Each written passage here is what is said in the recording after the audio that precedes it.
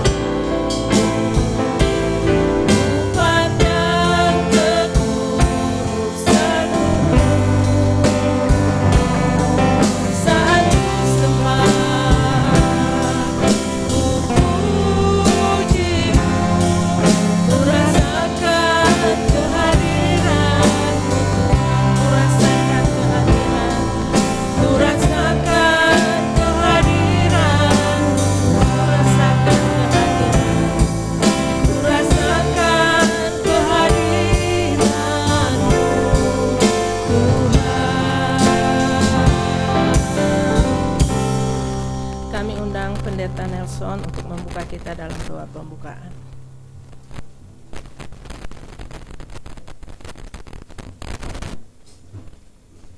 Mari kita berdoa. Kami bersyukur kepada Tuhan, Engkau sudah mengantarkan kami ke tempat ini. Kami beribadah di hadapan-Mu, berhadapan dengan tahta suci-Mu. Karena itu, sucikan kami, tahirkan kami, hati kami, pikiran kami, dan bahkan seluruh keberadaan kami. Biarlah kiranya darah-Mu yang kudus membasuh kami, sehingga kami datang ke hadapan tahta Allah dengan kekudusan, dengan kesucian, dan kami memandang kekudusan itu sendiri dan hidup bersama-sama dengan Tuhan pada waktu ibadah ini, sehingga lewat ibadah kami benar-benar nama Tuhan ditinggikan, nama Tuhan dimuliakan. Dan biar Tuhan juga menolong semua anak-anak-Mu, hamba-hamba-Mu yang melayani pada hari ini. Biarlah Roh Kudus yang akan menolong mereka, mengangkat hati dan jiwa mereka kepada Tuhan, dan kami semua juga turut serta mendukung. Dan biarlah kiranya juga para malaikat Tuhan turut bersorak-sorai akan ibadah kami ini, sehingga kami bersama-sama dengan suara dari hati yang terdalam bisa menaikkan pujian kami kepada Tuhan. Terima kasih Bapa yang baik, dan biarlah kiranya ibadah kita ini jadi di dalam nama Bapa, Anak, dan Roh Kudus. Dan mari bersama-sama kita berdoa seperti yang Tuhan Yesus ajarkan kepada kita. Bapa kami yang di surga, kuduskanlah namamu, datanglah kerajaan-Mu, jadilah kehendak-Mu di bumi seperti di surga. Berilah kami pada hari ini makanan kami yang secukupnya, dan ampunilah kami akan kesalahan kami, sama seperti kami juga mengampuni orang yang bersalah kepada kami. Dan janganlah membawa kami ke dalam pencobaan, tetapi lepaskanlah kami daripada yang jahat. Dan Engkau-lah yang punya kerajaan dan kuasa dan kemuliaan sampai selama-lamanya. Amin. Kita akan tetap berdiri, kita akan angkat pujian kita akan bernyanyi terus memuji Tuhan. Kita akan katakan ada kuasa dalam pujian.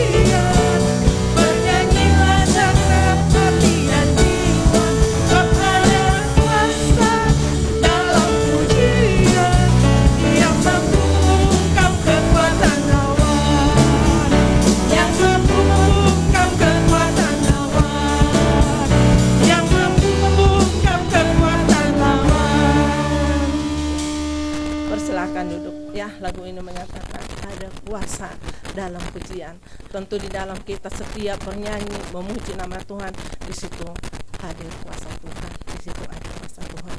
Baik Bapak Ibu, baik yang ada di rumah melalui Zoom maupun yang ada di tempat ini yang mau berbagi kesaksian, kami persilahkan.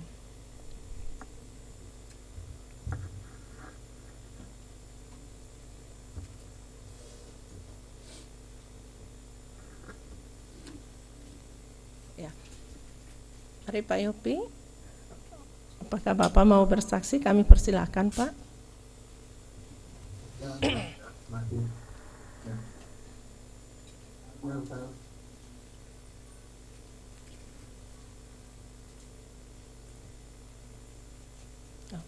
Baik, kalau tidak ada, ya saya mau membagikan sedikit, ya dibilang kesaksian atau dibilang pengalaman, ya mungkin itu aja ya, mungkin pengalaman aja. Ya waktu kemarin itu 4 hari kami pergi pelayanan ke Banjarnegara, sehingga Pak Saud ditinggal selama 4 hari ya. Saya pergi dengan kakak saya pelayanan ke Banjarnegara, sampai ke Temanggung gitu ya. Nah saya lihat di sana bagaimana Tuhan, bagaimana kasih Tuhan menuntun perjalanan kami hingga tiba di Banjarnegara, di Temanggung, untuk melihat kasih Tuhan di dalam jemaat di sana gitu. Kami bertemu dengan beberapa orang pendeta, dan saya juga mau membagikan itu ya, bagaimana kesaksian kehidupan seorang pendeta, karena di sana itu kan desa-desa gitu, di pedesaan, tidak seperti kita di kota Bandung ini. Jadi di pedesaan saya ada bertemu dengan seorang pendeta yang dia juga terbeban untuk melayani yang penitipan compok sebenarnya. Tetapi ketika kami tiba di sana, ada seorang dia seorang guru agama usia 43 tahun. Dia tiba-tiba stroke gitu, sehingga dia tidak bisa berbuat apa-apa karena semuanya sudah di tempat tidur. Dan dia juga tidak memiliki keluarga karena ibunya sudah meninggal dan adiknya juga baru meninggal, sehingga dia hidup sebatang kara. Karena ayahnya sudah tua, dia masih bersama dengan ayahnya, tapi ayahnya ini sudah tua sehingga dia sudah tidak mungkin lagi untuk merawat anaknya yang stroke ini. Dia perempuan, seorang ibu. Nah, akhirnya dititipkanlah ke tempat penitipan yang Bapak Pendeta yang ada di Temanggung ini. Dan kami melihat bagaimana pekerjaan Tuhan melalui pelayanan Bapak Pendeta yang ada di Temanggung tersebut. Kami melihat bagaimana dia merawat bersama dengan istrinya, merawat ibu ini, dan juga mereka menyiapkan, kadang memanggil seorang suster untuk memandikannya, selalu mendoakan, membersihkan semua tempatnya. Saya lihat di situ ya. Nah, saya belajar dari situ bagaimana kehidupan seorang pendeta yang hidup di desa, yang tentu secara materi ya pasti dibilang apalah ya, sangat sederhana lah gitu ya. Tetapi mereka mau menerima untuk merawat ibu yang sudah usia 43 tahun ini, yang sudah tidak bisa apa-apa lagi Bapak Ibu, semuanya sudah di tempat tidur. Cuman ibu itu bilang setelah beberapa hari mereka urus ibu ini, dia sudah mulai bisa ada reaksi dengan membuka mata sedikit. Jadi ketika kita berdoa, tangannya sudah bisa digerakkan di atas perutnya. Ya hanya begitu aja. Cuman saya sempat kepikir gini ya, iya ya, dia kan seorang guru agama yang melayani Tuhan, dan dia juga harus mengalami penyakit yang seperti itu gitu ya, mengalami sakit yang seperti itu. Jadi saya merasa bahwa di dalam setiap apapun yang sedang kita rasakan, penyakit apapun yang sedang kita alami, siapapun kita, saya percaya bahwa Tuhan ada hadir di situ bekerja, bahwa Tuhan tetap campur tangan di dalam setiap sakit penyakit yang kita alami. Dan saya percaya suatu saat pasti Tuhan akan memulihkan ibu yang sakit itu gitu. Dan demikian juga di dalam kehidupan kita gitu. Seperti saya rasakan juga bagi saya sendiri gitu ya. Saya kan udah berapa tahun asam lambung gitu ya, udah termasuklah bertahun-tahun. Terus sakit lagi untuk jantung gitu. Ya nggak kepikirkan kenapa kita bisa sakit seperti itu. Tetapi saya percayalah di dalam setiap apa yang kita alami, sakit penyakit apa yang sedang kita rasakan, pasti ada rencana Tuhan di situ. Dan ketika kita mengalami pemulihan, kesembuhan yang daripada Tuhan, itu suatu mujizat yang begitu besar yang kita rasakan. Kita merasakan kasih Allah yang begitu besar ada terjadi di dalam hidup kita gitu. Dan saya percaya bukan hanya bagi ibu yang ada di Temanggung itu, dan bukan hanya bagi saya sendiri, tetapi bagi kita semua yang percaya kepada Tuhan. Tuhan mengizinkan segala sesuatu itu terjadi untuk kita, untuk membentuk kita, untuk memproses kita, sehingga kita semakin hari semakin dekat kepada Tuhan dan semakin mengandalkan Tuhan di dalam kehidupan kita. Ya, mungkin itulah yang bisa saya bagikan bagi kita semuanya, supaya kita boleh semakin bersyukur, semakin dekat kepada Tuhan, dan tetap melayani Tuhan dengan setia. Amin. Puji Tuhan, itu yang saya bagikan. Baik Bapak Ibu, ada lagi yang mau bersaksi?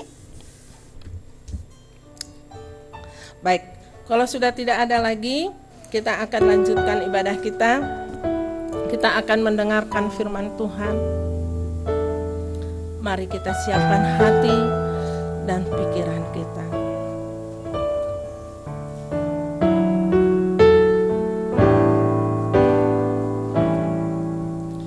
Engkau yang lebih tahu cara untuk membuka jalanku. Engkau yang lebih mengerti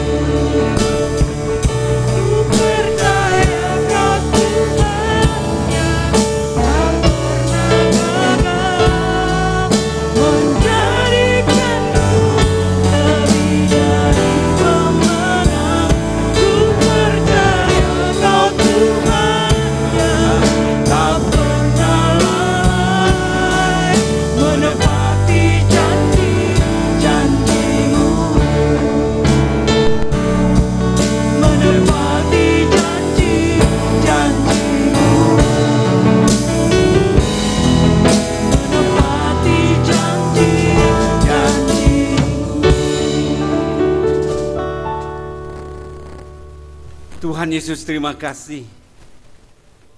Kami percaya dan yakin bahwa Tuhan senantiasa menepati setiap janji-janji yang ada di dalam firman-Mu. Kami juga bersyukur pada saat ini Tuhan, kami boleh datang menghadapi hadirat-Mu Tuhan. Kami merasakan kehadirat-Mu Tuhan. Biarlah Tuhan pada saat ini yang bekerja di hati kami masing-masing, sehingga ketika kami mendengarkan firman Tuhan, kami boleh dipulihkan kembali, kami boleh dikuatkan, diteguhkan kembali, sehingga kami boleh memperoleh semangat kekuatan yang baru di dalam Tuhan. Biarlah Tuhan segala pujian dan syukur kami panjatkan di dalam nama Tuhan Yesus Kristus kami berdoa. Amin. Ya, pada pagi hari ini, ya salam. Ya, salam semuanya. Ya, semuanya pasti sehat. Pasti Tuhan berkati kita semua. Ya. Dan juga pada pagi hari ini kita akan membaca firman Tuhan dari Matius pasal 14. Kita buka Alkitab kita dari Matius pasal 14 ayatnya yang ke-22 sampai dengan 33. Ya, ini saat ini kita baca dari Matius 14 ayat 22 sampai 23. Kalau sudah ketemu, di sana dikatakan Yesus berjalan di atas air. Ya, Yesus berjalan di atas air. Ya. Ayat 22 dikatakan, sesudah itu Yesus segera memerintahkan murid-muridnya naik ke perahu dan mendahulinya ke seberang. Sementara itu ia menyuruh orang banyak pulang. Dan setelah orang banyak itu disuruhnyalah pulang, Yesus naik ke atas bukit untuk berdoa seorang diri. Ketika hari sudah malam, ia sendiri di situ. Perahu murid-muridnya sudah beberapa mil jauhnya dari pantai dan diombang-ambing gelombang karena angin sakal. Kira-kira jam 3 malam datanglah Yesus kepada mereka berjalan di atas air. Ketika murid-muridnya melihat dia berjalan di atas air, mereka terkejut dan berseru, itu hantu. Lalu berteriak-teriak karena takut. Tetapi segera Yesus berkata kepada mereka, tenanglah, aku ini, jangan takut. Lalu Petrus berseru dan menjawab dia, Tuhan, apabila engkau itu, suruhlah aku datang kepadamu berjalan di atas air. Kata Yesus, datanglah.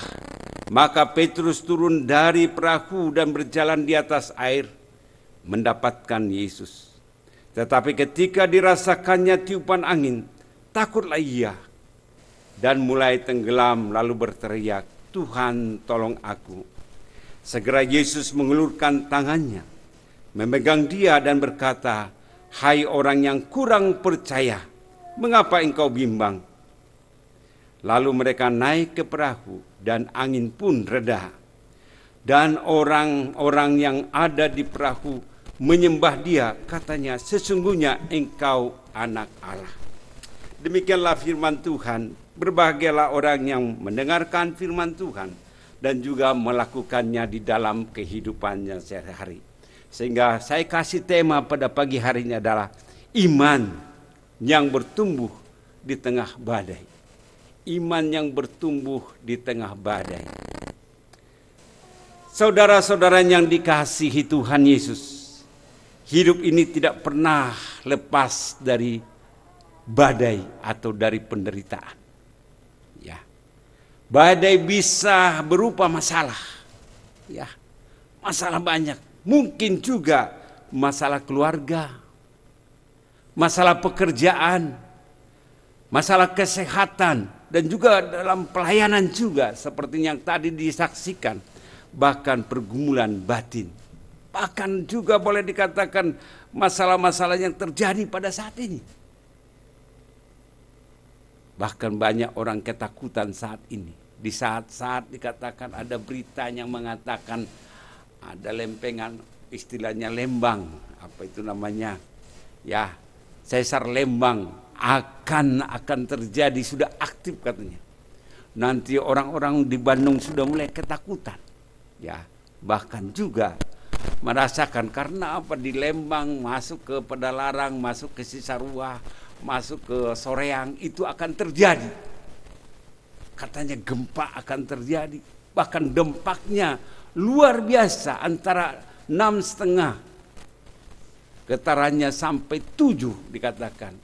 Itu sangat luar biasa. Bahkan juga ada juga yang saat ini ketakutan pada saat mereka mengatakan, wah, Tuhan Yesus mau datang. Ya, akhir zaman sudah mulai dekat katanya. Orang banyak ketakutan, punya masalah masing-masing. Di sana dikatakan, ya, kalau kita lihat di sana banyak hal terjadi, peristiwa-peristiwa dikisahkan di sini. Ya, ini sebentar. Ya, banyak hal terjadi. Kalau kita melihat situasi-situasi saat ini, kadang badai itu datang tiba-tiba. Kita tidak tahu, ya, tanpa kita duga badai itu datang. Meskipun kita sedang berjalan, ya, dalam ketaatan kepada Tuhan, sudah melayani, sudah giat ikut Tuhan, tetapi pada saat itu ada juga badai yang datang. Kadang orang mengatakan, Tuhan, saya sudah datang kepada-Mu Tuhan, tapi kenapa harus menimpa aku, Tuhan? Banyak juga orang yang sudah melayani Tuhan begitu lama, tetapi pada dalam perjalanan hidupnya dia punya badai, dia punya masalah, sehingga dia boleh dikatakan ada suatu tekanan yang luar biasa. Karena itu dalam Matius juga pasal 14 tadi yang kita baca, ayat 22 dan 33 sampai ayat mencatat sebuah peristiwa penting. Peristiwa bagaimana murid-murid berada di tengah badai. Yesus datang kepada mereka dengan cara yang tidak biasa. Dengan iman mereka diuji. Dengan iman. Di kisah ini kita belajar bagaimana iman kita bertumbuh di tengah badai kehidupan. Bagaimana iman kita bertumbuh di tengah badai kehidupan. Kadang-kadang kita, bagaimana iman saya bertumbuh? Banyak masalah yang saya hadapi. Tetapi disitulah bisa iman kita bertumbuh. Yang pertama dikatakan ayat 22 sampai ayat 24. Yesus mengutus murid-muridnya di tengah pergi ke seberang sungai, danau. Dia dikatakan murid-muridnya, Yesus menyuruh murid-muridnya naik ke perahu dan menyeberang ke seberang. Mereka melakukan. Menarik kalau kita melihat di sana, kalau kita perhatikan. Badai datang justru ketika mereka sedang taat kepada perintah Yesus. Mereka disuruh oleh Tuhan berjalan mendahului, maka mereka pergi. Mereka pergi, ya kan? Mereka taat kepada Yesus. Murid-muridnya tidak salah jalur, enggak salah mereka, enggak ada salahnya. Mereka tidak melawan kehendak Tuhan Yesus. Mereka tidak melawan kehendak Tuhan Yesus di sana. Namun badai tetap datang. Angin kencang dan ombak menghantam perahu itu. Ya kan, di tengah itu datang menghantam. Sedemikian rupa dikatakan. Kadang kita berpikir, kalau kita taat kepada Tuhan, hidup kita pasti lancar. Itu pikiran kita. Pada saat kita taat kepada Tuhan, pasti katakan perjalanan kita lancar, usaha kita lancar, pekerjaan kita lancar, keluarga kita lancar, semua lancar. Itu pikiran kita sebagai manusia. Ya. Tapi firman Tuhan menunjukkan sebaliknya. Kalau kita lihat di sana, ketaatan tidak membebaskan kita dari badai, ya, melainkan menuntun kita untuk apa? Mengalami kuasa Allah di tengah badai. Mengalami kuasa Allah di tengah badai. Itu yang kita lihat di sana. Kalau kita baca dari ayat 25 sampai dengan 27. Yesus datang di tengah badai. Ada saat mereka sudah kesulitan, sudah melakukan usaha, Yesus datang di tengah malam. Di tengah malam, Yesus berjalan di atas air, mendekati mereka. Mungkin mereka sudah putus asa. Mungkin mereka sudah berusaha bagaimana mereka untuk menyelamatkan diri mereka. Tetapi di tengah-tengah keputusan asa mereka, Yesus datang berjalan di atas air. Kalau kita melihat di sana, murid-murid ketakutan. Karena pada saat Yesus datang berjalan di atas air, mereka bukannya senang, tetapi mereka merasa ketakutan yang luar biasa. Ada ketakutan. Ketakutan udah di tengah diombang-ambingkan angin, air. Tetapi pada saat mereka melihat juga ada ketakutan yang kedua, Yesus berjalan di atas air. Pasti mereka punya reaksi yang berbeda. Pasti tebakannya berbeda pada saat Anda coba memikirkan itu. Pada saat Anda susah, terus ada baju putih datang gitu kan. Ya, pasti Anda beda pemikirannya. Ya kan? Beda pemikiran karena kita masih di tengah-tengah masalah. Terus Tuhan muncul lebih ketakutan lagi. Karena itu mereka mengira dia hantu. Ya, mereka mengira dia hantu. Pikiran kita pasti, orang pasti karena apa? Selama ini mereka belum pernah melihat hantu. Tetapi pada saat Tuhan Yesus berjalan, mereka melihat ada sosok yang berjalan. Pasti mereka pikiran mereka itu hantu. Ya, itu hantu. Ya, pada saat ada datang di sini pasti muka kabur gitu kan. Ada ketakutan ya. Ada juga ketika ada gempa di Tiranus ya.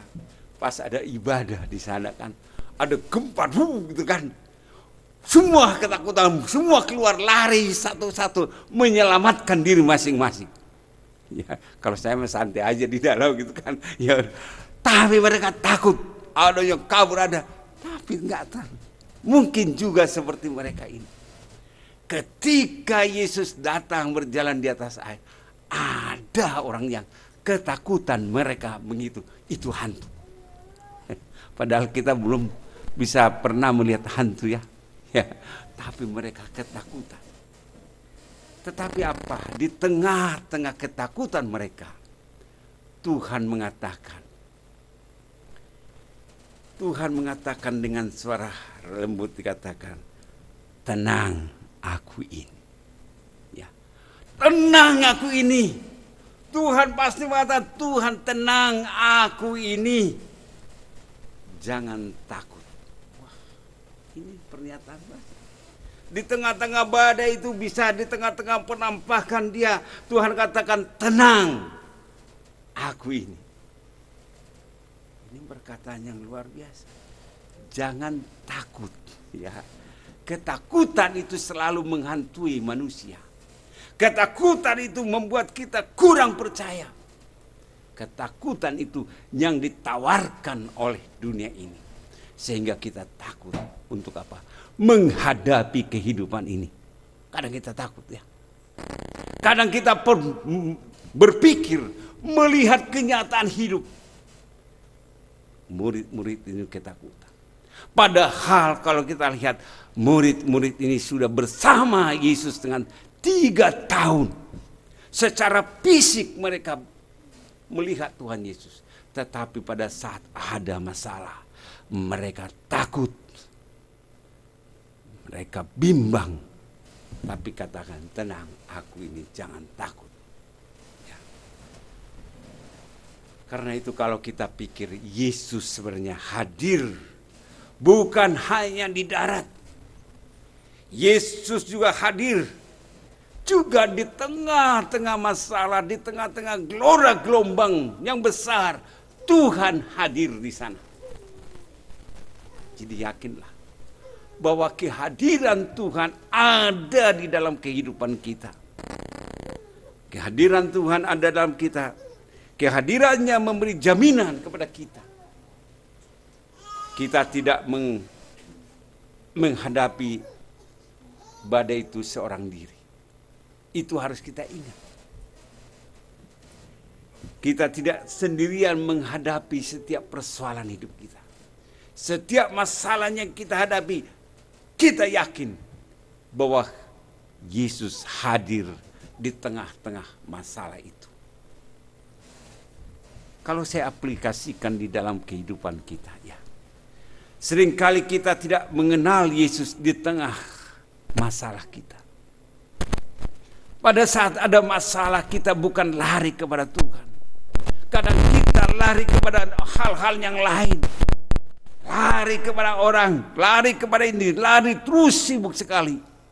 Tetapi mereka jarang lari kepada Tuhan.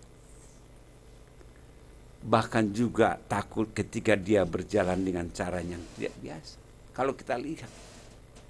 Karena apa? Tuhan itu bisa datang kepada kita dengan cara yang hal yang lain.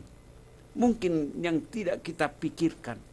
Saya sering berpikir bahwa apa yang kehendak Tuhan bisa juga berbeda dengan kehendak kita. Ya, kadang-kadang itu. Apa yang kita kehendaki berbeda dengan kehendak Tuhan. Sehingga kadang kita kecewa karena apa? Apa yang kita minta berbeda yang diberikan oleh Tuhan. Ya kan? Ini adalah perbedaan-perbedaan. Kita menginginkan suami yang baik. Tetapi kadang kita menerima suami yang tidak baik. Ya. Kehendak-kehendak berbeda. Kita menginginkan, keinginan kita senantiasa ada perbedaannya. Tetapi disitulah cara Tuhan.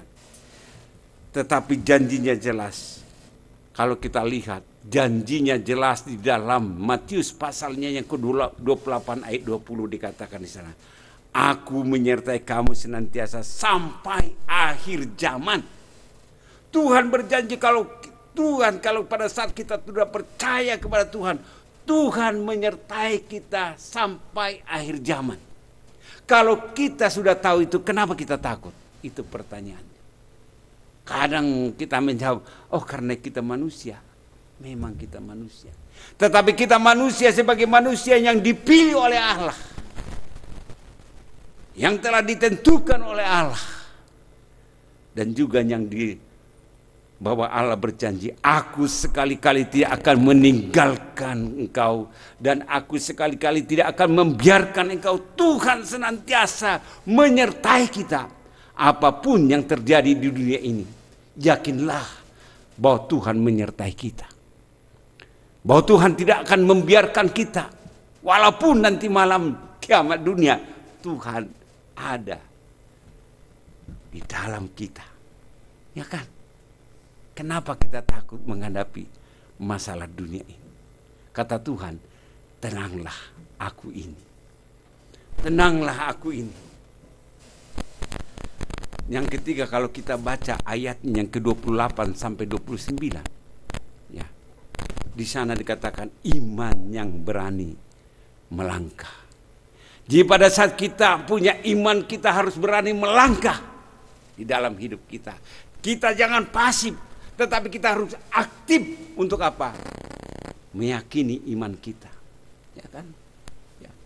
Kadang kita beriman tapi enggak melangkah. Kita beriman tapi tidak melangkah. Karena itu Petrus berkata, Tuhan, apabila engkau itu dikatakannya, suruhlah aku datang kepadamu berjalan di atas air. Inilah pernyataan Petrus. Ini pernyataan Petrus kepada Tuhan Yesus. Karena apa? Karena dia ragu. Petrus ragu sehingga dia katakan, apabila kalau istilah apabila berarti dia belum yakin. Apabila engkau itu, ya kan? Ini ada suatu kekhawatiran. Kata apabila ini khawatir. Suruhlah aku datang. Ya. Apabila. berarti dia belum percaya total. Apa kata Yesus? Jawab Yesus, datanglah. Ya, datanglah katanya. Disuruh datang.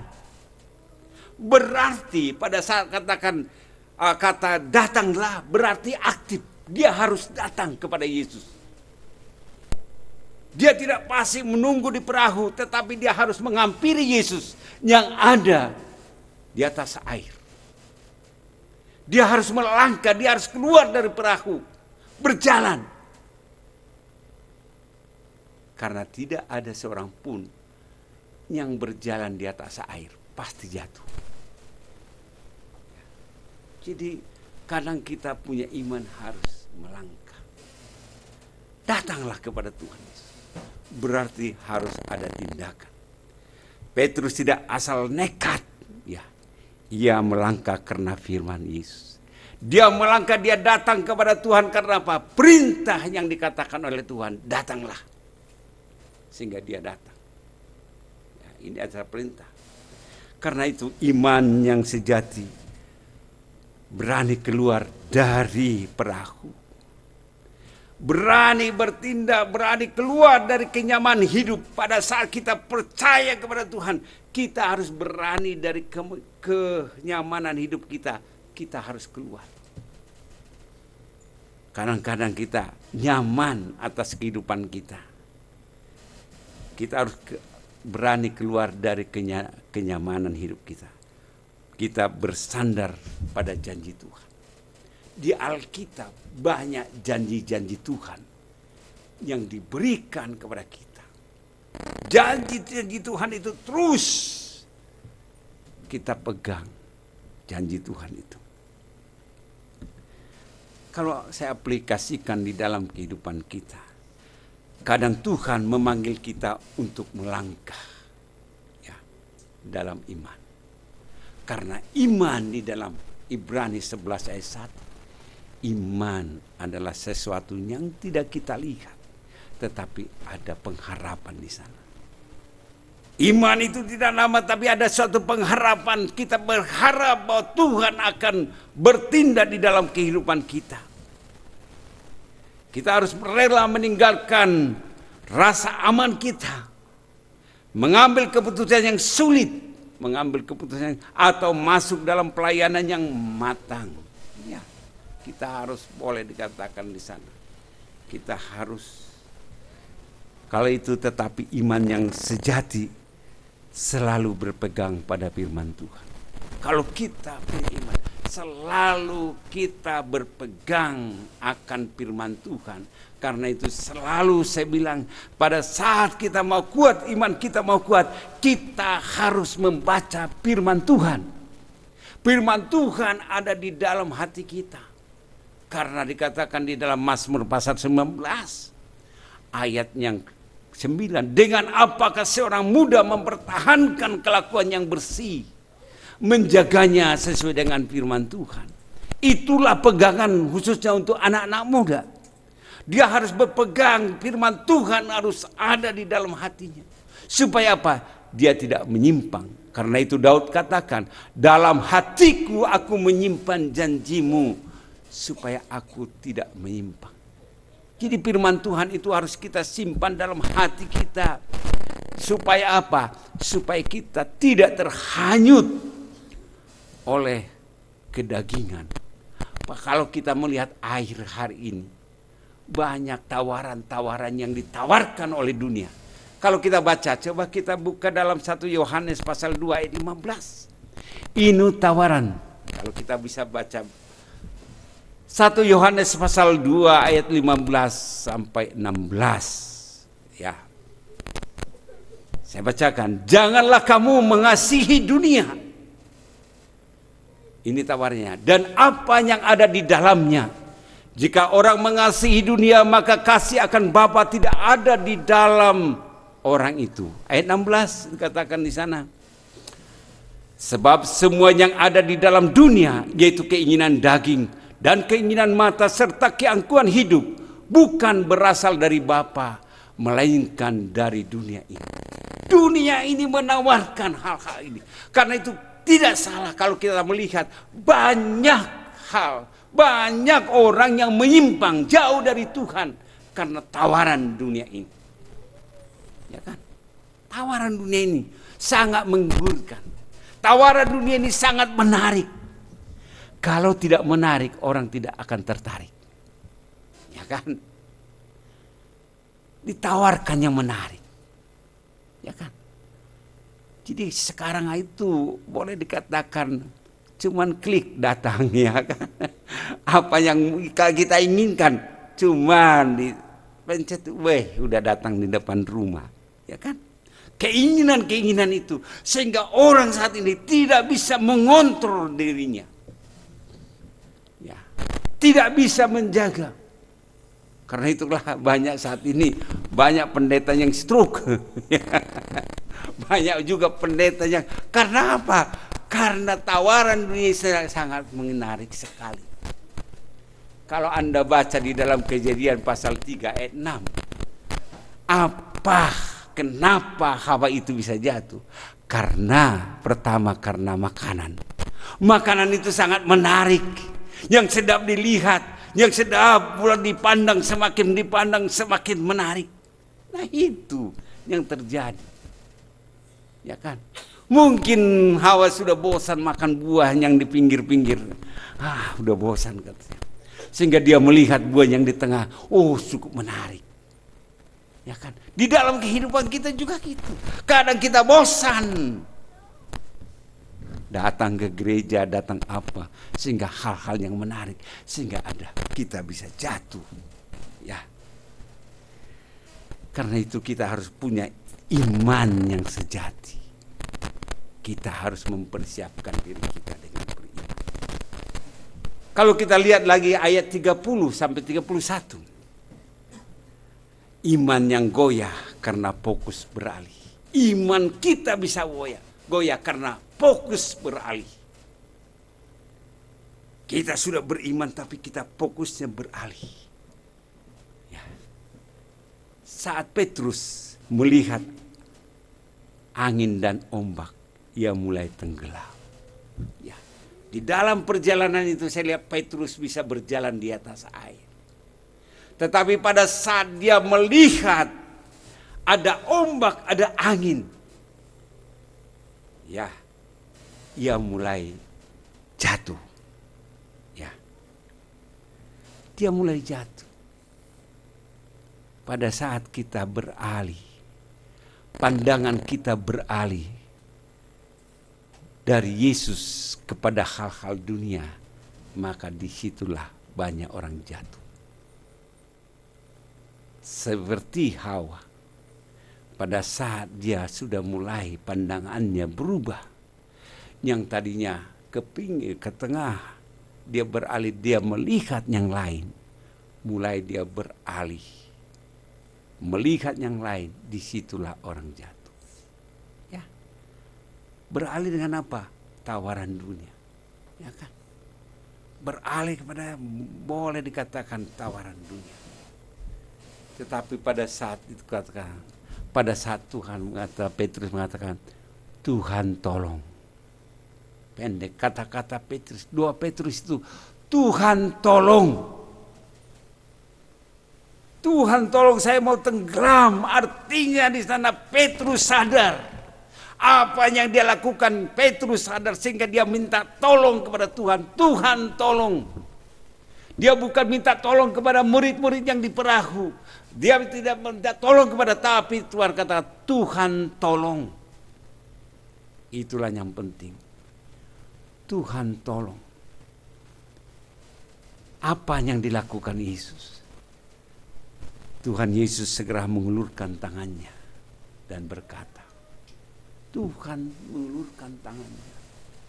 Karena itu dalam Yesaya 59 ayat 1 dikatakan, bukan, tidak kurang panjang tangan Tuhan menolong. Ya. Jawaban Yesus dikatakan, hai orang yang kurang percaya. Itu jawabannya. Hai kamu orang yang kurang percaya. Dia sudah percaya kepada Tuhan tapi ada kurangnya. Itu masalahnya. Kurang percaya. Jadi ada, kalau dikatakan kurang di sana, berarti kalau kita makan sedikit ada kurangnya.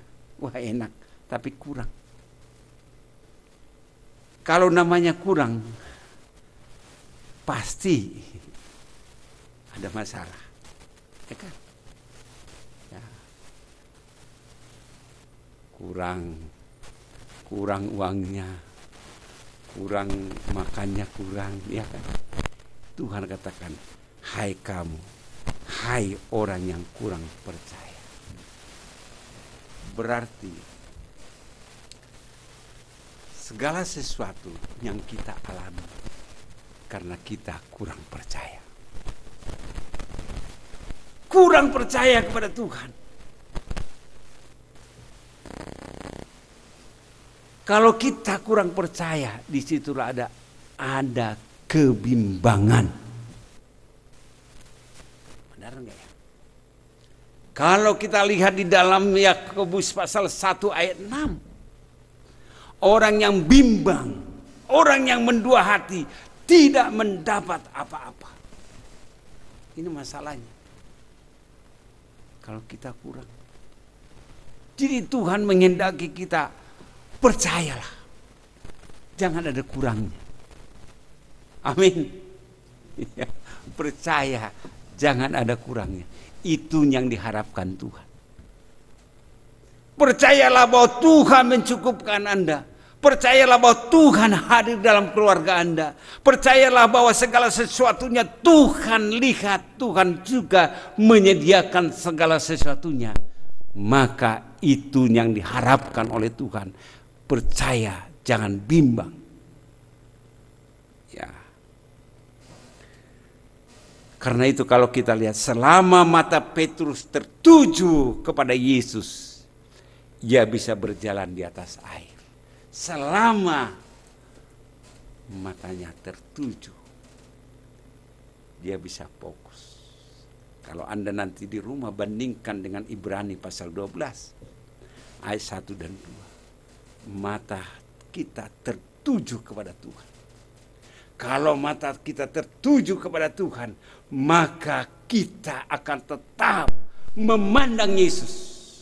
Tidak memandang orang lain, tetapi melihat tertuju. Tidak masalah-masalah yang ada untuk menyimpangkan kita, tidak akan bisa.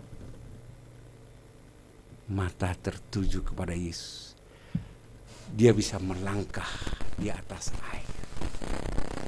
Dia bisa berjalan dengan santai di atas air. Karena apa? Matanya tertuju kepada Tuhan.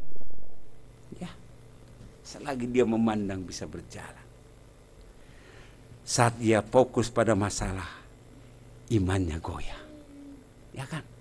Ada dua hal di sana. Kalau mata kita tertuju kepada Tuhan, kita bisa melalui berjalan. Tetapi kalau kita mulai fokus kepada masalah, iman kita goyah. Ya. Mulai, fokusnya mulai beda. Fokusnya mulai beda sehingga dia mulai tidak fokus kepada Tuhan. Ya kan? Itu. Namun kasih karunia Yesus nyata. Kalau kita lihat, ia segera menolong. Ya. Jadi pada saat kita punya masalah, kita lari ke siapa? Ya. Kita lari ke siapa? Petrus lari kepada Tuhan. Langsung Tuhan bertindak. Tuhan langsung menolong. Karena itu kalau saya lihat di sana dalam aplikasi dalam hidup kita, iman kita sering goyah. Bukan karena badai terlalu besar, ya. Tapi karena kita terlalu lama memandang badai dan lupa memandang Kristus. Terlampau lama kita memandang masalah hidup kita. Terlampau lama kita melihat bagaimana, terlampau lama kita ya, melihat masalah kita. Terlampau lama kita mengeluh. Kenapa Tuhan? Kenapa Tuhan? mengapa harus terjadi. Nah itu kan. Tetapi kita harus bersyukur karena Yesus tidak membiarkan kita tenggelam. Ya. Dia selalu siap mengulurkan tangannya kepada kita. Ini masalah. Dia selalu siap mengulurkan tangannya kepada kita. Yang terakhir adalah ayat 32 sampai 33. Ayat ini. Iman yang menyembah Kristus. Bagaimana kita iman yang menyembah Yesus Kristus? Ketika Yesus naik ke perahu, angin pun reda. Ya, di sana. Kehadiran Yesus meredakan masalah. Air langsung tenang. Ya. Karena itu boleh dikatakan reda, tenang. Ya. Ada masalah. Masalah diselesaikan dengan Tuhan. Ya. Kalau suami istri ada masalah, langsung datang kepada Tuhan. Berdoa kepada Tuhan. Ajak kita berdoa. Jangan senantiasa satu dengan lain senantiasa mengeraskan hatinya untuk menyimpang dari Yesus. Tapi berlutut di hadapan Tuhan. Datang kepada Tuhan, Tuhan tolong. Ya kan? Jangan masing-masing. Kita punya masalah. Kita punya pergumulan masing-masing. Tetapi ketika Yesus datang ke perahu, tenang. Perahu itu ibarat rumah tangga kita. Ibarat perahu itu adalah bagaimana kita, ketenangan kita, kekuatan, kehadiran Yesus dalam hati kita. Ada ketenangan. Ketenangan itu. Ya.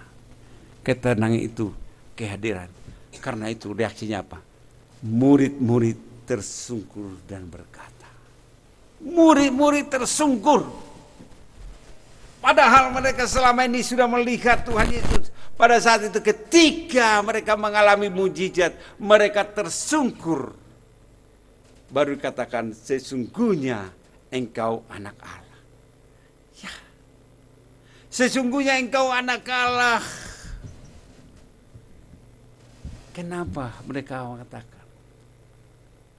Baru mereka menyaksikan mujizat Tuhan, kehadiran Tuhan. Mereka boleh dikatakan lagi, sesungguhnya engkau anak Allah. Ya.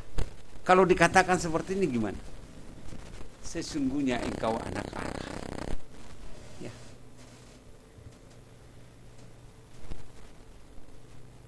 Mereka belum yakin bahwa Tuhan Yesus adalah Allah. Ya kan?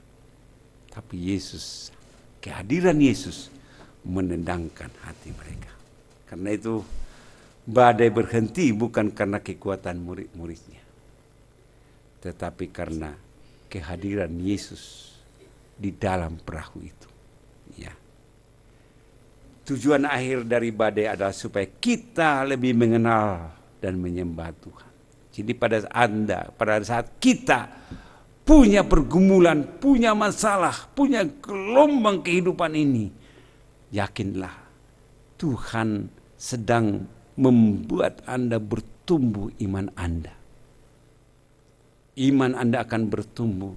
Karena itu dalam Yakobus 1 ayat 2 mengatakan kita diuji supaya iman kita semakin bertumbuh. Ya. Karena itu setiap badai yang kita lewati bersama Kristus meneguhkan pengakuan kita. Yesus benar-benar adalah Allah. Tuhan yang layak disembah. Ya. Kalau saya simpulkan di sana, di dalam ayatnya ke Matius 14 ayat 22 sampai 33 ini, saya simpulkan, badai bisa datang meskipun kita taat. Ya, badai itu. Tetapi itu menjadi kesempatan kita bertumbuh iman kita.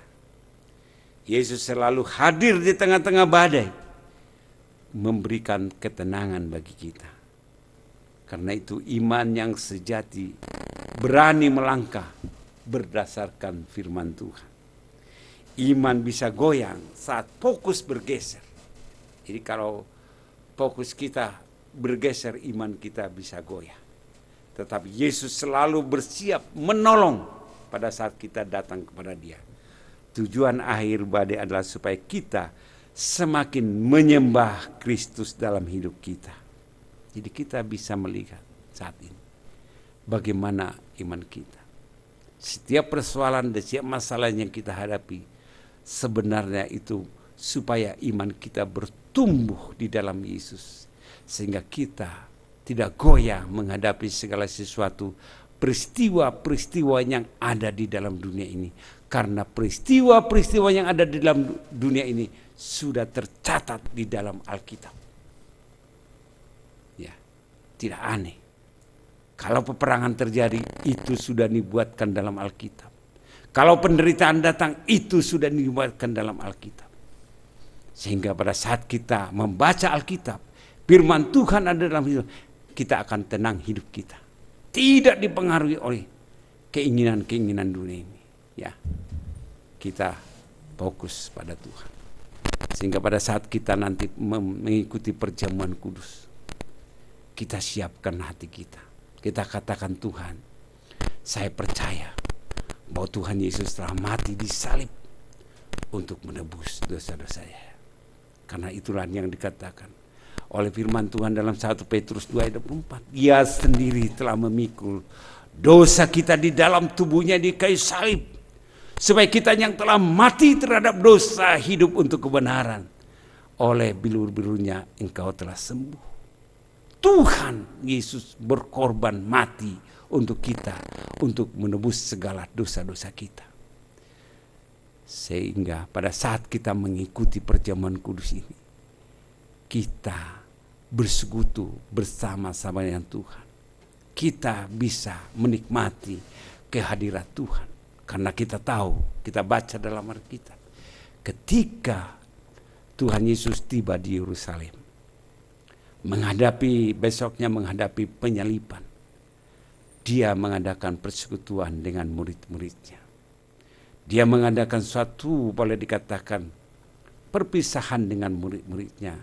Dengan apa? Mereka melakukan makan bersama di Yerusalem. Ketika itu murid-muridnya boleh dikatakan ingin mengkhianati Dia. Di sanalah Tuhan mengambil roti dan juga mengangkat cawan. Dan Dia berkata, inilah tubuhku yang telah dipecah-pecahkan untuk menebus dosa-dosamu.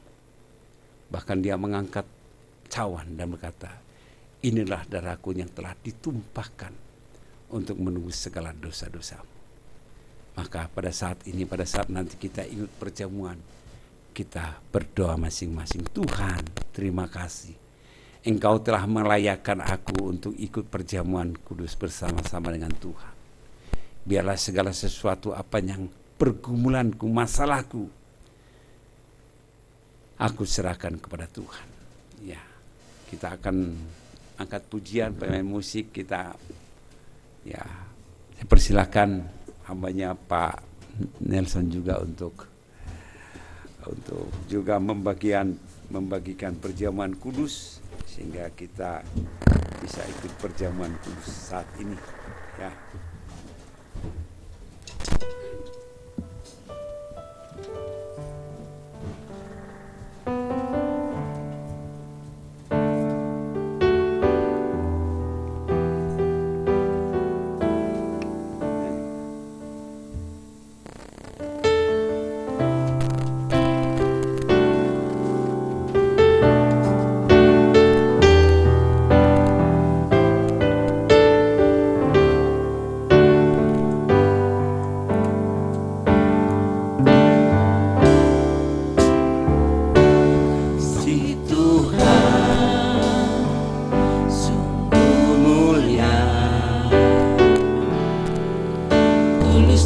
Sempurna mengasihiku.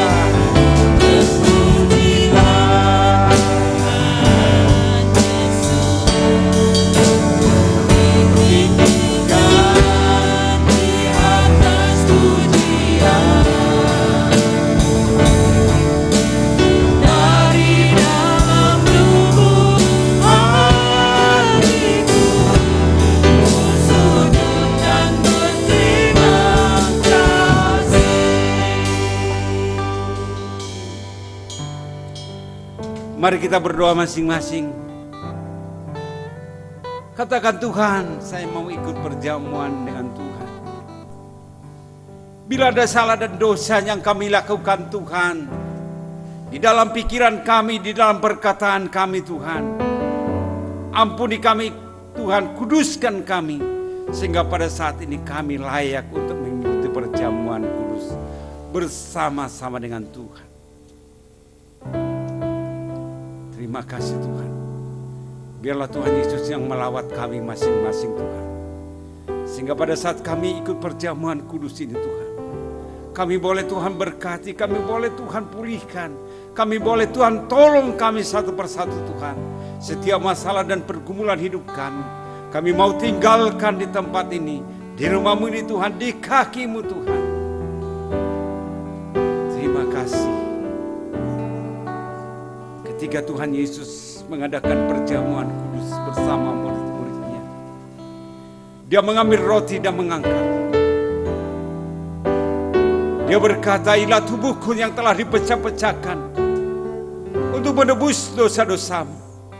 Bila engkau memakannya, ingatlah bahwa tubuh Kristus telah dipecah-pecahkan untuk menebus dosa-dosamu. Mari kita makan di dalam nama Tuhan Yesus.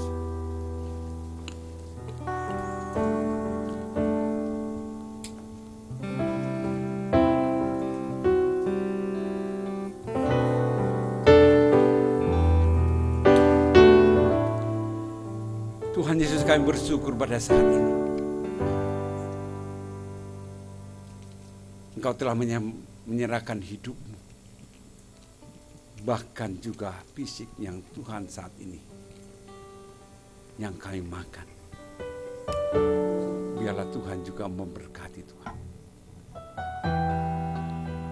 Setelah itu Tuhan Yesus mengambil cawan dan mengangkat ke atas. Dia telah mengatakan, dia inilah darahku yang telah ditumpahkan untuk menebus dosa-dosamu. Ingatlah bahwa darah Tuhan Yesus telah tertumpah di kayu salib, sehingga engkau boleh dikatakan, oleh biru-birunya engkau telah sembuh. Oleh darah Tuhan Yesus yang telah menetes di kayu salib, bisa memulihkan kita, bisa menyembuhkan kita. Mari kita minum di dalam nama Tuhan Yesus.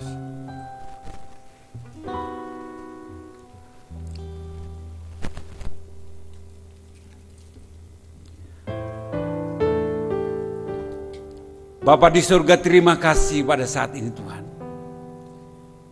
Kami, Tuhan, izinkan untuk mengikuti perjamuan kudus ini, Tuhan. Biarlah melalui perjamuan kudus yang kami lakukan, bisa menolong kehidupan kami, bisa meneguhkan iman kami, menguatkan iman kami, Tuhan. Dan juga menyembuhkan sakit penyakit yang kami alami. Karena kami tahu bahwa semuanya Tuhan telah tanggung di kayu salib. Karena itu kami bersyukur atas kasih dan pertolongan Tuhan kepada kami. Terima kasih, Tuhan. Biarlah segala pujian kami, segala syukur kami panjatkan di dalam nama Tuhan Yesus Kristus kami berdoa. Amin.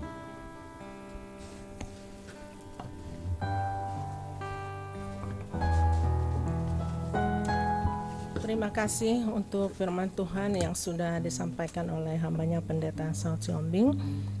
Kiranya Tuhan Yesus tetap melayani pelayanannya dimanapun Tuhan akan tetapkan, baik itu di Tyrannus maupun dimanapun. Dan sebentar juga kita akan mengumpulkan persembahan, tetapi sebelumnya mari kita bersatu dalam doa. Kami mengucap syukur ya Bapa untuk setiap kebaikan-Mu bagi kami. Kami mengucap syukur kami sudah boleh mendengar firman Tuhan yang sudah disampaikan oleh hamba-Mu Pendeta Saud. Biarlah firman yang sudah disampaikan pagi hari ini boleh itu membawa kami semakin dekat kepada Tuhan, semakin berharap kepada Tuhan, dan terus semakin percaya kepada-Mu. Biarlah Engkau tetap menolong kami di dalam hari-hari kami, di dalam menjalani setiap kehidupan kami. Sebentar juga ya Bapa, kami akan memberikan persembahan kami kepadamu. Biarlah persembahan yang akan kami berikan boleh berkenan di hatimu ya Bapa, dan boleh kami pergunakan untuk pelayananmu di tempat ini atau dimanapun yang Tuhan inginkan. Terima kasih Tuhan Yesus, di dalam namamu kami telah berdoa dan mengucap syukur. Amin. Kita akan memberikan persembahan. Kita angkat pujian kita nomor 3, ada kuasa dalam pujian.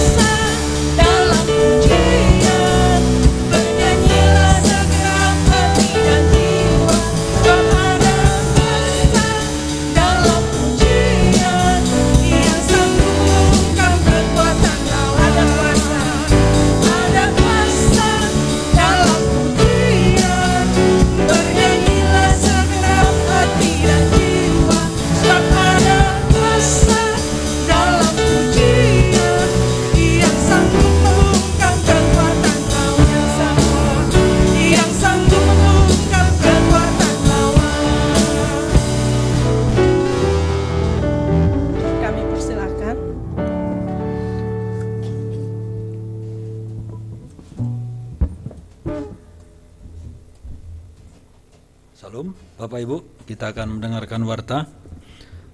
Ya, tadi Pak Saud sudah sampaikan, taat kepada Tuhan tidak menghilangkan badai, tetapi Tuhan datang mengalahkan badai. Tuhan Yesus bilang, apa katanya? Tenanglah, aku ini, jangan takut. Nah karena itu ketika Tuhan Yesus datang, kita mengizinkan dia bekerja. Tadi Pak Saud bilang fokus pandangan kepada dia, maka masalah itu akan selesai. Apapun masalah kita. Terima kasih Pak Saud. Terima kasih untuk semua Ibu yang melayani. Pak Pur juga. Terima kasih Ibu Mai semua. Baik Bapak Ibu, kita lihat warta. Persembahan minggu lalu total semua 917.000. Puji Tuhan, terima kasih untuk persembahan dan persepuluhannya. Oh ya, baptisannya, bukan buat yang baptisan. Oke, lanjut.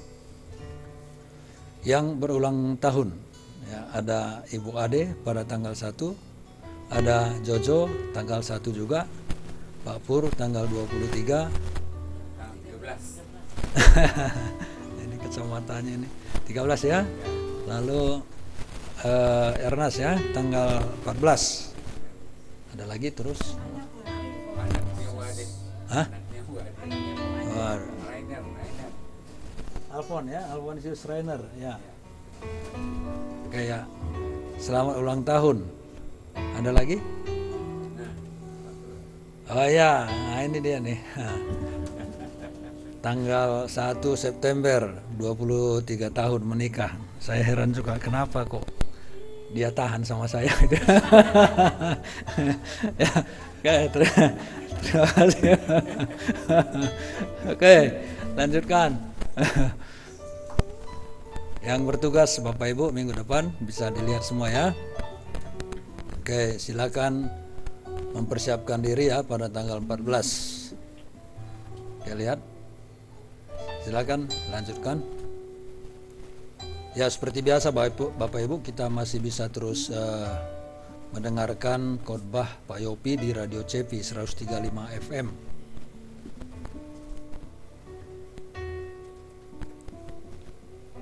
Ya ini menjadi topik doa kita. Satu lagi Ibu Fania ya, ternyata sudah mengandung juga. Kalau saya tidak salah sudah 6 mingguan lah ya. kita doakan. Terus waktu itu sudah dikontak sama istri saya supaya mengajak untuk datang, tapi belum datang juga. Kita terus doakan. Ada lagi nih?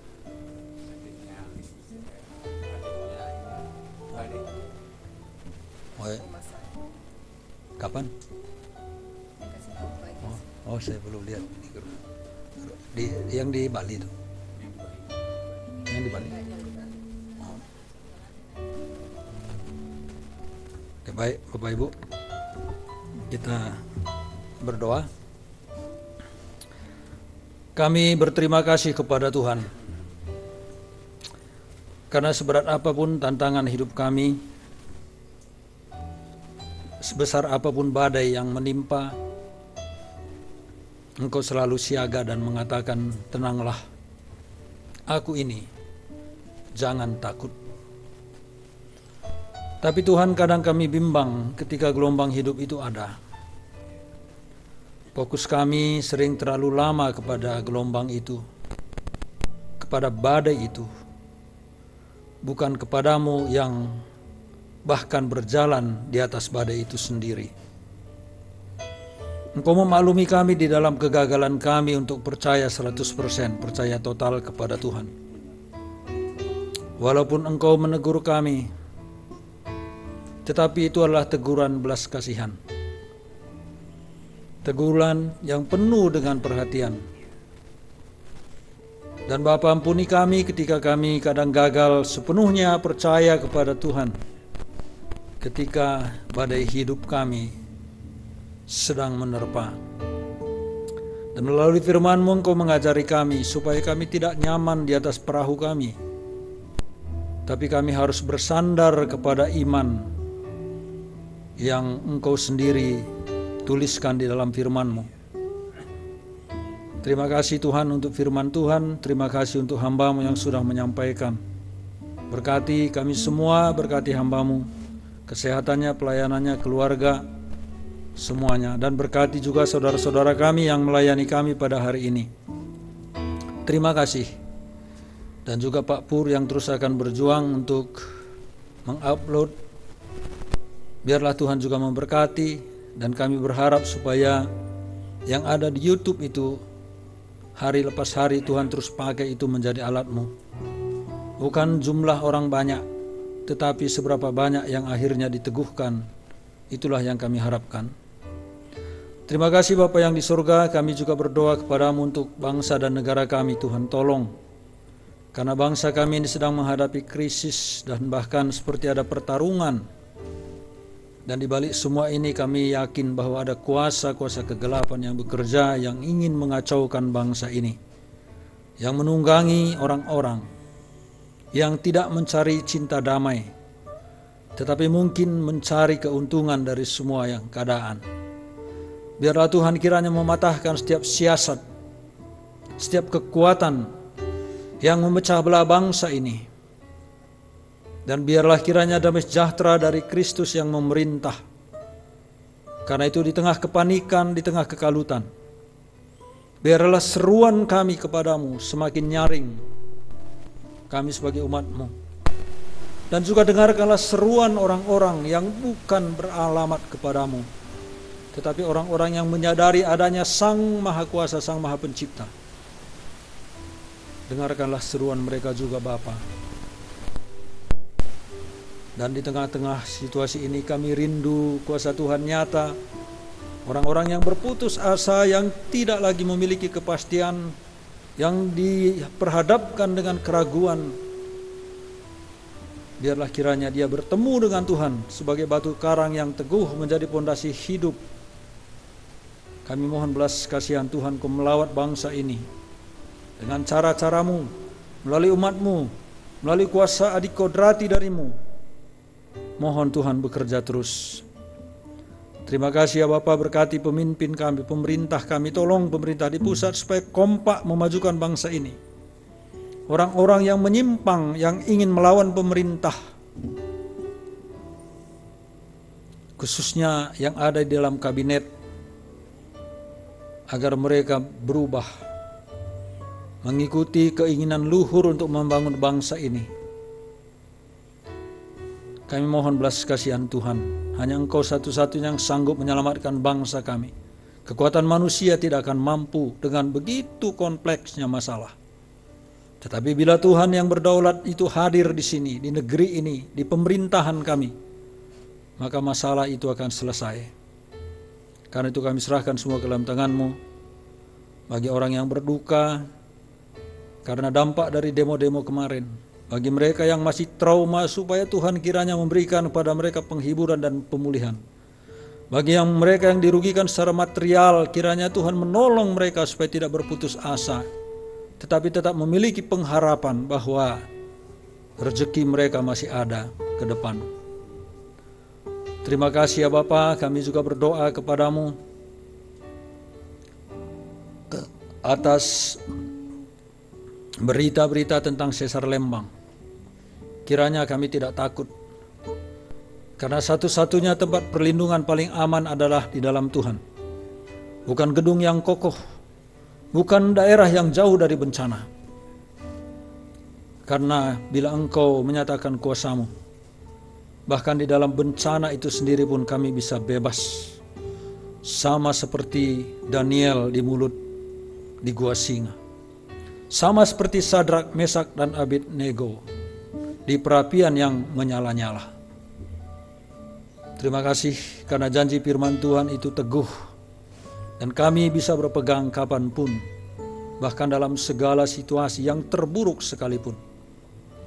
Terima kasih untuk kesetiaan-Mu, terima kasih untuk kesaksian-kesaksian kemahakuasaan-Mu di dalam firman-Mu yang bisa menguatkan kami untuk menjalani hidup kami. Kami juga berdoa kepadamu Bapa, bagi orang-orang yang kehilangan pengharapan, biarlah mereka mendapatkan pengharapan di dalam Tuhan kami Yesus Kristus. Kami berdoa kepadamu, berkati gereja ini, jemaat-jemaat Tuhan Kau memberkati. Berkati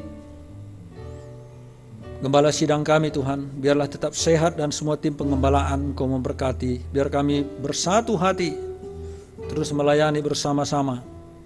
Dan persiapkan kami terus memberikan yang terbaik lewat pelayanan ini, khususnya lewat firman Tuhan yang ditaburkan. Kami juga berdoa kepadamu, apapun pergumulan jemaat-Mu di tempat ini, supaya Tuhan sendiri yang memberkati. Baik itu pergumulan kesehatan, pergumulan pendidikan, pergumulan masa depan, pergumulan ekonomi. Kami serahkan semua ke dalam tangan Tuhan, agar Engkau membangkitkan semangat lewat firman-Mu tadi. Percaya bahwa Tuhan tidak akan membiarkan, Tuhan pasti akan menolong. Kami juga berdoa untuk Ibu Sela, Fania yang sedang mengandung. Tuhan memberkati anak di dalam kandungan, berkati rahim, sterilkan semua Tuhan. Biarlah pertumbuhannya sehat, normal, wajar, sampai tiba waktu lahir dengan normal pula. Kami serahkan orang tua, kedua orang tua, suami istri, supaya mereka bisa memahami situasi dengan baik, menyikapi dengan baik, supaya pertumbuhan emosi, mental, kasih anak ini bisa sehat juga adanya. Kami serahkan supaya mereka bisa bekerja sama, memiliki cara yang tepat dituntun oleh Tuhan untuk mengadakan pembinaan bahkan dari rahim sekalipun. Kami berdoa untuk anak-anak kami yang masih kecil-kecil, Tuhan memberkati tumbuh kembang mereka. Dan yang sudah dewasa untuk siap menikah, arahkan mereka supaya bertemu dengan jodoh yang takut akan Tuhan. Anak-anak Tuhan yang sungguh-sungguh mengasihi Tuhan. Jangan biarkan mereka menjauh kepada tawaran dunia ini, tetapi biarlah mereka bisa melihat tawaran surgawi, yaitu orang yang sepadan, saudara seiman. Berkati anak-anak kami. Kami juga berdoa kepadamu Tuhan untuk adiknya Ibu Ade Tuhan. Mohon belas kasihan-Mu supaya Engkau menolong dia, karena sudah lama ini dia sakit, dia susah berbicara. Tolonglah Bapa yang baik. Berikanlah terus pengharapan di dalam dirinya, biarlah dia ada sukacita di tengah-tengah masalah yang sedang dia hadapi ini. Dan bahkan seluruh anggota keluarga kiranya bisa memberikan dukungan yang positif. Kami juga berdoa untuk ayahnya Ernest Tuhan. Kami berdoa supaya Tuhan tolong dia, pulihkan dia dari sakitnya, dari kankernya Tuhan. Ulurkanlah tangan-Mu, kami mohon belas kasihan-Mu. Kami juga berdoa bersyukur untuk saudara-saudara kami yang berulang tahun. Biarlah kiranya Tuhan yang memberkati, Tuhan yang menolong. Biarlah kiranya Tuhan terus menuntun, menyatakan kuasa-Mu langkah demi langkah. Dan di dalam setiap pergumulan hidup, mereka melihat Tuhan yang mengulurkan tangan. Mereka bisa bergembira karenanya, bersuka cita karenanya, sebab Tuhan itu baik. Berkati kami juga yang berulang tahun pernikahan. Terima kasih. 23 tahun perjalanan bersama, penuh dinamika, tidak selalu ceria, tetapi sudah dirangkai oleh Tuhan menjadi perjalanan yang meneguhkan waktu demi waktu, perjalanan yang belajar untuk memahami satu dengan yang lain, dan belajar terus untuk memberi diri. Terima kasih untuk semua. Pemeliharaan-Mu sempurna, terpujilah nama-Mu. Tuhan, kami juga berdoa kepadamu untuk rencana hamba-Mu ini kembali ke Kuningan, tapi juga mau ke Citatah. Kiranya Tuhan menolong supaya hamba-Mu bisa terus melangkah di dalam iman, dipenuhi oleh kobaran api Kristus, kasih Kristus, api Roh Kudus. Mohon belas kasihan Tuhan atas semuanya. Kami juga berdoa Bapa, agar Engkau menolong saudara-saudara kami yang sudah lama tidak hadir. Bawalah kembali untuk beribadah bersama-sama dengan kami. Mohon Tuhan bantu, mohon Tuhan tolong. Juga saudara Leo, anak kami, Tuhan terus memberkati dia. Kami mengingat dia dalam doa-doa kami, karena Tuhan tidak ada keluarga di sana. Tapi biarlah Tuhan menolong dia untuk bertemu dengan keluarga yang melindungi, mengasihi dia, menasihati dia, menerima dia apa adanya. Tapi terlebih dari itu, Engkaulah Bapa sejati, Engkau yang merangkap sebagai ibu. Karena itu kami serahkan dia ke dalam tangan Tuhan. Jagai, lindungi dia, karena kami tahu bahwa berita-berita banyak yang tidak baik di sana. Tapi Tuhan baik. Kami serahkan semua ke dalam tangan-Mu. Kami juga berdoa kepada Tuhan supaya Engkau memberkati tempat ini, memberkati lokasi ini, memberkati setiap usaha yang ada di sini, memberkati setiap orang yang memakai jasa tempat ini, bahkan berkati juga gereja-gereja yang ada. Tolonglah supaya tempat ini terus bisa dipakai untuk kemuliaan nama Tuhan. Mohon belas kasihan Tuhan. Berkati pemiliknya, berkati pengelolanya, semua yang bekerja di tempat ini. Biarlah mereka diberkati oleh Tuhan. Terima kasih Bapa. Kami berdoa supaya kesehatan kami juga ditolong oleh Tuhan, disempurnakan oleh Tuhan. Termasuk Ibu Olsia, Pak Alek, kami serahkan semuanya ke dalam tangan-Mu. Terima kasih Bapa. Dalam nama Tuhan kami Yesus Kristus kami berdoa. Amin.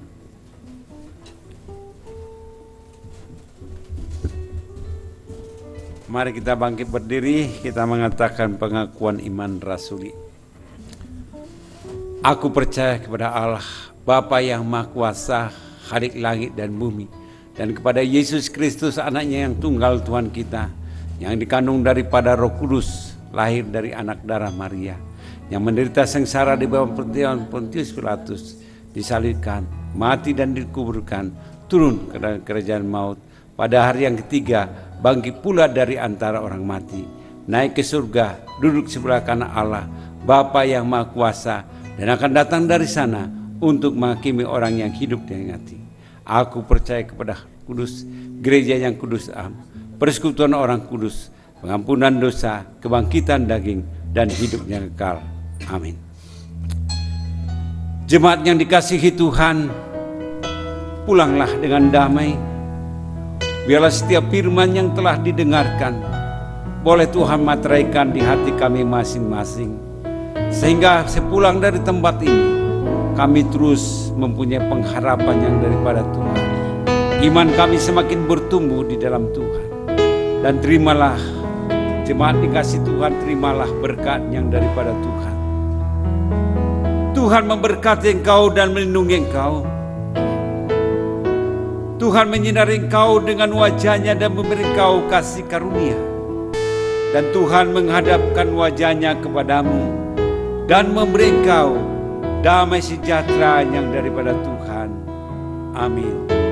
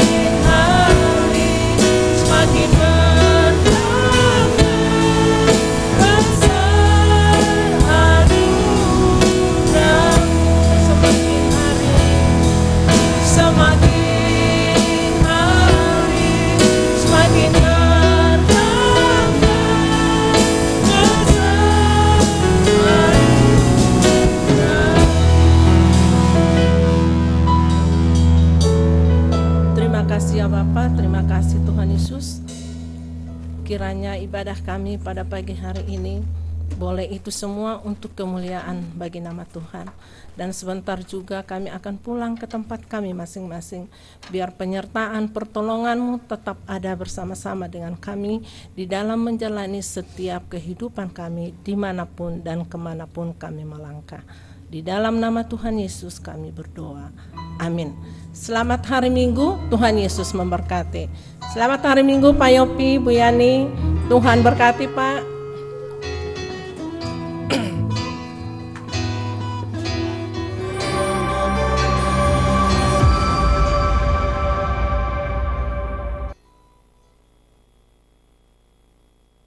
Shalom Bapak Ibu dimanapun berada. Jangan lupa komen, subscribe, agar video-video tersebut dapat menjadi berkat bagi orang lain. Tuhan Yesus memberkati kita semua.